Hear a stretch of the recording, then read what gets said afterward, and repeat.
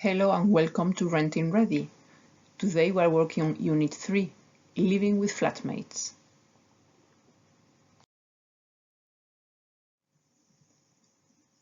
My name is Pilar and I will be your tutor for today. Welcome to another Renting Ready lesson. I hope you find it useful. What we are learning today.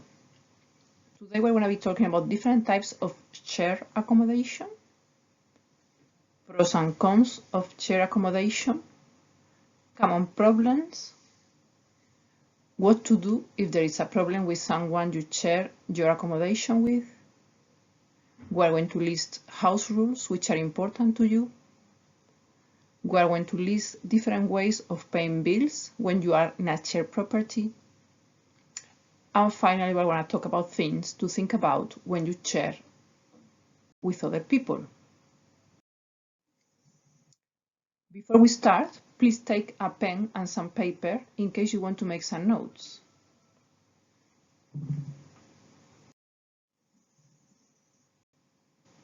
Once you are ready, click on the Next button. How it works. Whenever you see this icon, it means I would like you to answer a question. Let's get started. Let's talk about different types of shared accommodation. We can have temporary accommodation such as supported housing and homeless hostels.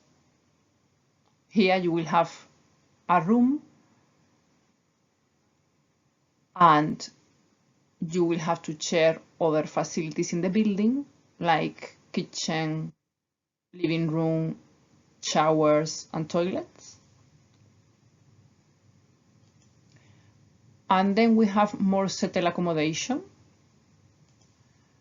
This could be also long-term supported housing, or it could be private rented accommodation. And this could be sharing the house or flat with a landlord, so being a lodger. You could be sharing the flat or house with friends. You could be sharing with strangers. Or you could have a bedsit. A bedsit is a room which usually also has some kitchen facilities inside, and then you would be sharing bathrooms and other communal areas with other tenants.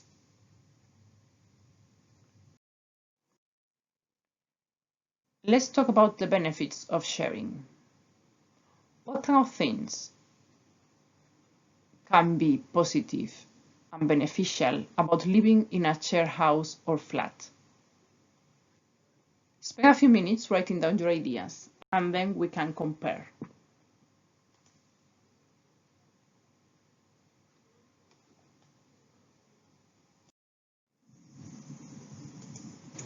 So here are my ideas. Benefits of sharing. Decrease your living costs by sharing rent, utility bills, and council tax. So basically, sharing is cheaper than living on your own. You might be able to start saving some money instead of spending all your income in rent. Household duties and responsibilities can be a real burden if you had to do them all by yourself. So by sharing them with your flatmates, you will have less to do and less to worry about. If you get on with your flatmates, you can enjoy watching films together, have parties, or simply a chat. When you have a problem, there will be usually someone around to talk to about it. Let's have a look at some more benefits.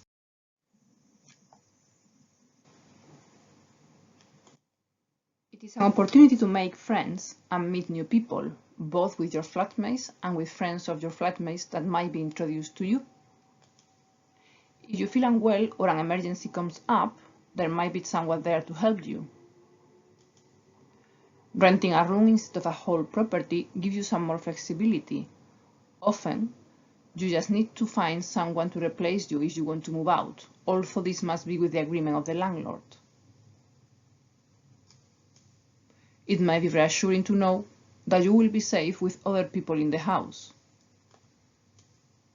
You can learn a lot about yourself through the process of sharing.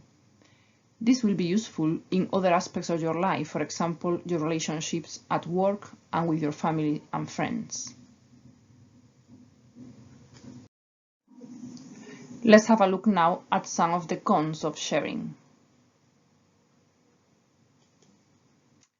One of them is lack of privacy. You will have to share facilities like communal space, cooking facilities, and bathroom. Loss of control. Some decisions will be taken collectively and you will have to stick to house rules. Stress. You can be stressed if other housemates don't pay their share of the bills, or if housemates don't get along and have arguments, or if people don't respect each other's and the space they live in. Sharing is often the only option. For many under 35-year-olds looking for homes in the private rented sector, sharing with others is often their only option. High rents mean more people need to share, and to share for longer, even if they are earning a decent wage.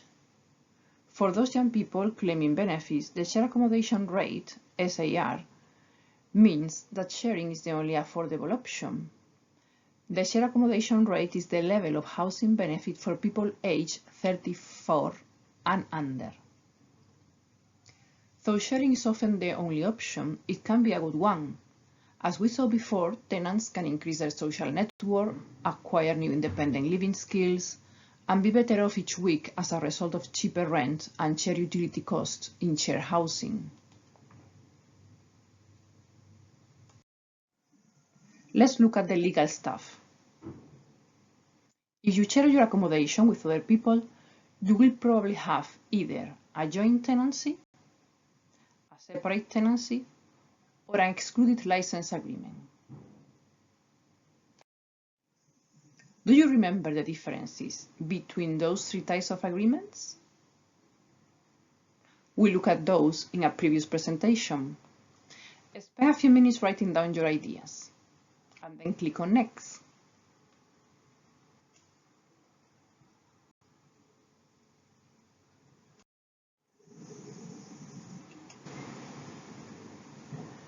So, separate tenancies. That's a tenancy where only one person is named in the tenancy, even if it is a house share. The person named in this tenancy agreement is responsible only for their share of the rent. If one of the other housemates fails to pay their share of the rent, this does not affect the others.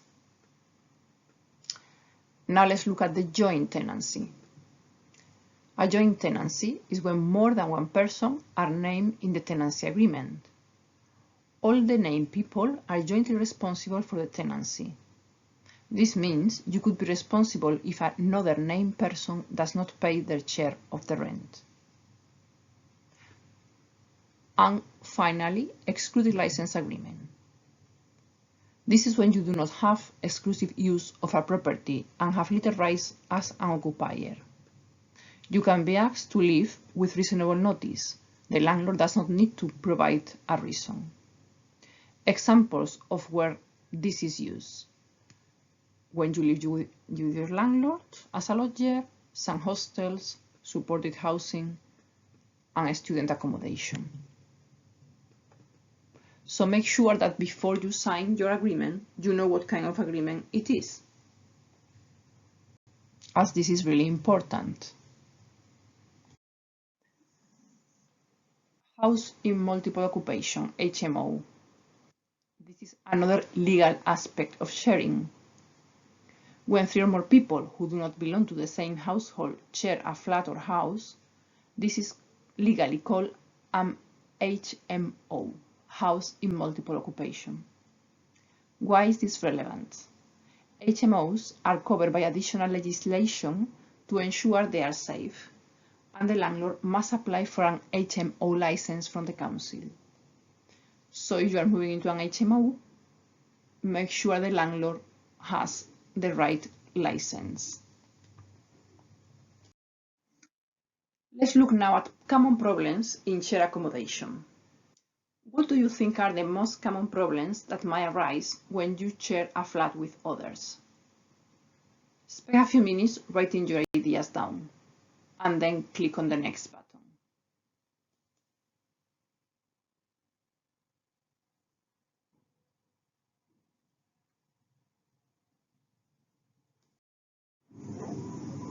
Okay, let's have a look at the problems you listed, and you can compare them to mine. I've got first cleaning. That's one of the main ones, as people have different ideas on what clean and dirty means, or different opinions on how often the bathroom should be clean or the kitchen. Second one, I have dirty dishes. Third, I have paying for everyday products such as milk, toilet paper, washing up liquid, paying bills, visitors, noise, and safety and security. I'm sure we have some similar ones. So let's talk about sorting out problems when sharing a house or sharing a flat. Again, can you think of ways to prevent those problems from happening in the first place? So if you think about the problems we listed before, just spend a few minutes writing some ideas down on how you could prevent those from happening. Once you have finished writing your ideas, click on the next button.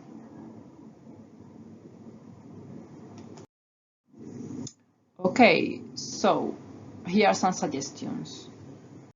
I have having house rules, having a cleaning rota, having a notice board. It's a way of communicating with your housemates. Having a house kitty for shared household items such as milk or washing up liquids, tea.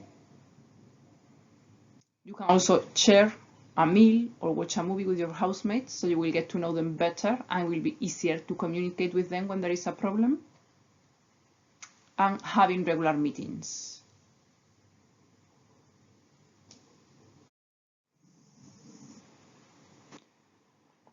Living with people can sometimes be difficult, but problems can often be easily sorted out if you deal with them quickly.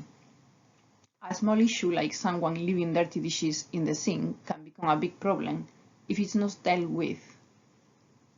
These things usually become issues when housemates haven't agreed or understood what is acceptable. So the best thing is to agree how to behave from the start, or to have a chat with your housemates if you all move in at different times. To avoid tension, it's always good to agree on some house rules.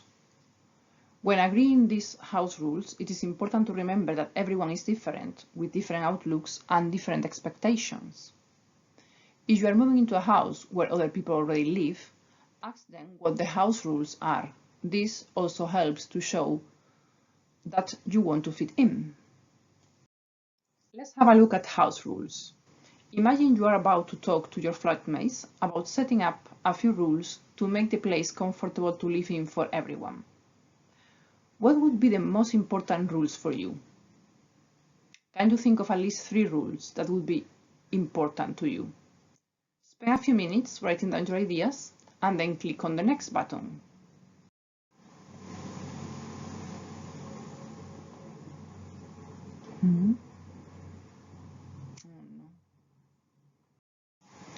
Let's look at house rules. Imagine you are about to talk to your flatmates about setting up a few rules to make the place comfortable to live in for everyone. What would be the most important rules for you? Think of at least 3 rules. Spend a few minutes writing your ideas down and then click on the next button.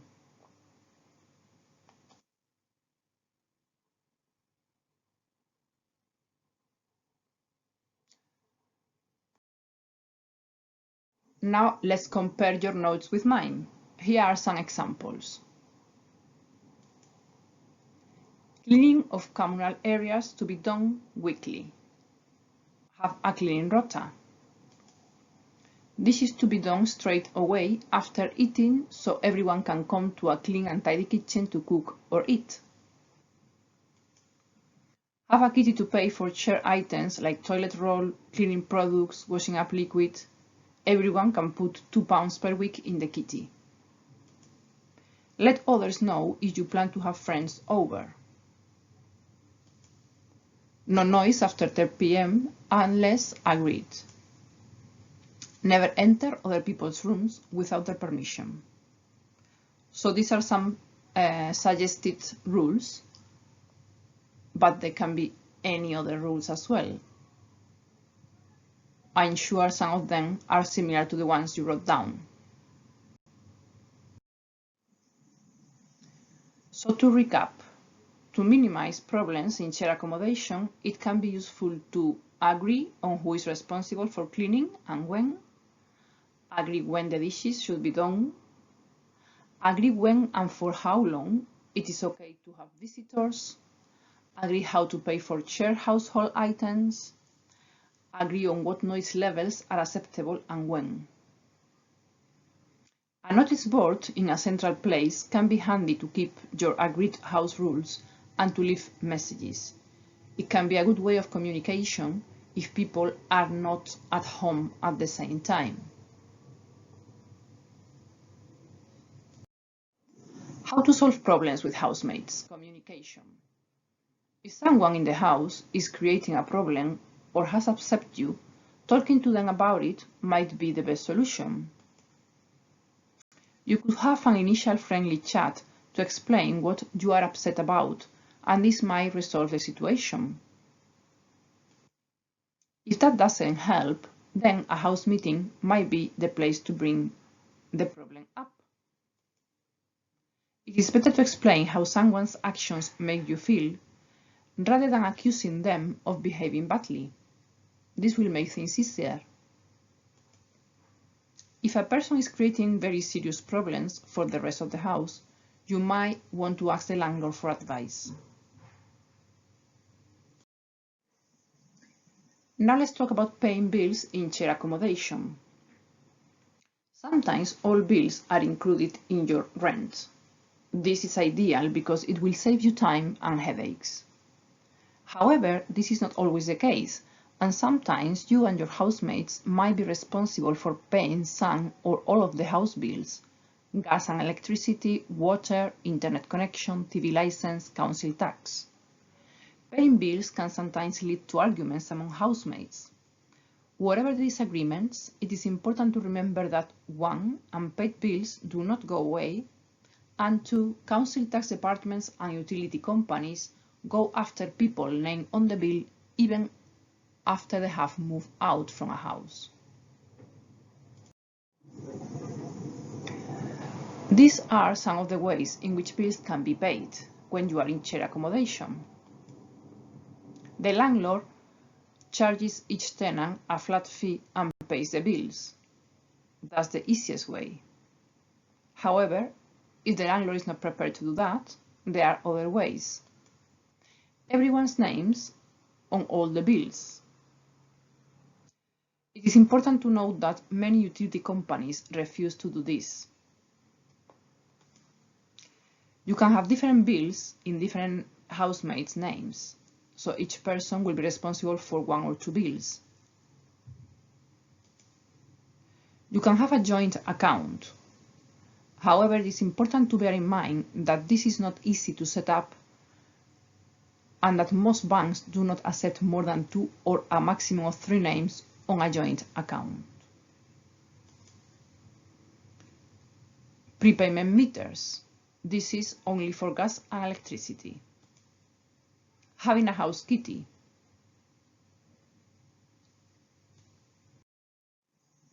Some final thoughts. Sharing a house or a flat is very often about compromise.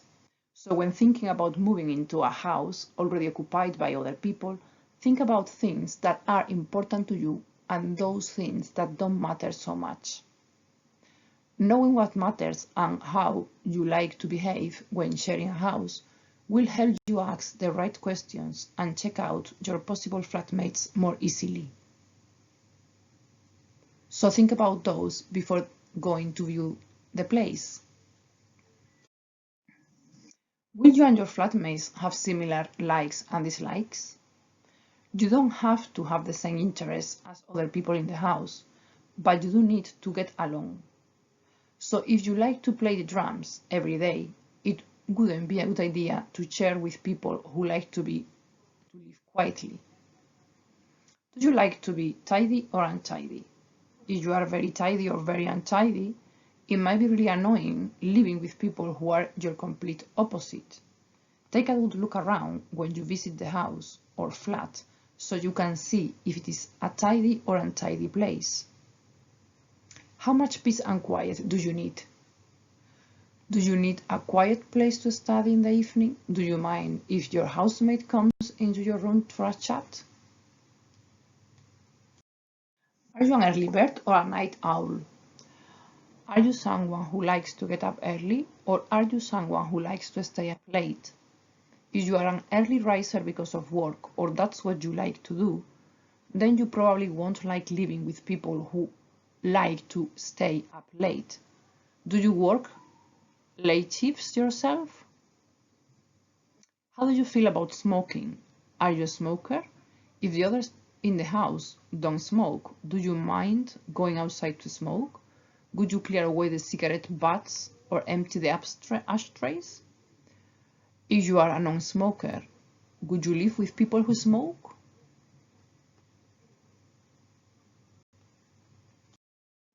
To finalize, you could also think about what makes you a good housemate and what are your so-so habits that others could find annoying.